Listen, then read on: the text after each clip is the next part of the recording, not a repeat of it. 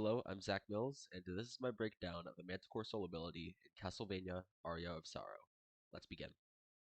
In Aria of Sorrow, you are able to collect the souls of enemies you kill. Each enemy has a small chance of dropping their soul, and when you equip a monster's soul, it either modifies your base stats, gives you access to a new attack, or it gives you a new traversal tool. The Manticore Soul fits the traversal tool category, but it is also able to damage enemies. The Manticore Soul is obtained after defeating a Manticore, which first appears in the game as a boss, and later on it appears as a standard enemy.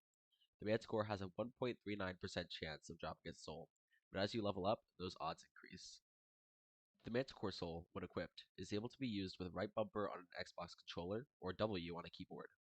The player needs to be able to hold the button for approximately 2 seconds and have at least 30 mana. They also could not be damaged while holding this button, starting the transformation, and if they are, then the transformation ends. This still costs the player the base mana cost of 30, but they will not have transformed. If they release the button earlier, the character reverts back to their human self and will not have moved at all. If they keep the button held long enough, they transform into a large demon. To stay in this transformed state, the player needs to keep holding the right bumper or W key until either they run out of mana, or they choose to stop the transformation. While staying in this state, their mana gradually decreases until either the player A stops the transformation, or B they run out of mana as well. When the player is in this demon form, they slide across the floor of whatever room they're in, and go in the direction that they were initially facing when they transformed. They are not able to change their direction. Enemies do not stop the player, and instead, the player slides through them while damaging them multiple times depending on how long they collided with the enemy. They are only stopped from moving forward if they hit a wall or an entrance to a room that's too small for them to fit. If this happens, they bounce off the wall and then continue moving forward, indicating to the player that they will not be able to get through. If the player tries to use the Manticore Soul while in an enclosed space, they start the animation for the transformation, but then revert back into a human, still costing the player 30 mana. The player is unable to use the Manticore Soul when in the air.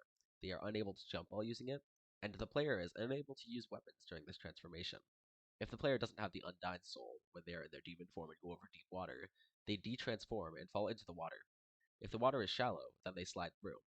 If they have the Undying Soul equipped, they instead slide over the water as if it were a hard surface. The Manticore Soul's main intended use in the game is to get past a waterfall that can only be entered if the player uses it in tandem with the Undying Soul. This waterfall normally pushes the player back, but if they are in their transformed state and are at a high enough speed while colliding with the waterfall, they can pass through. If they don't have enough speed, then they are pushed back like normal and de-transform. That was my breakdown of the Manticore Soul ability in Castlevania Aria of Sorrow. Thank you for watching.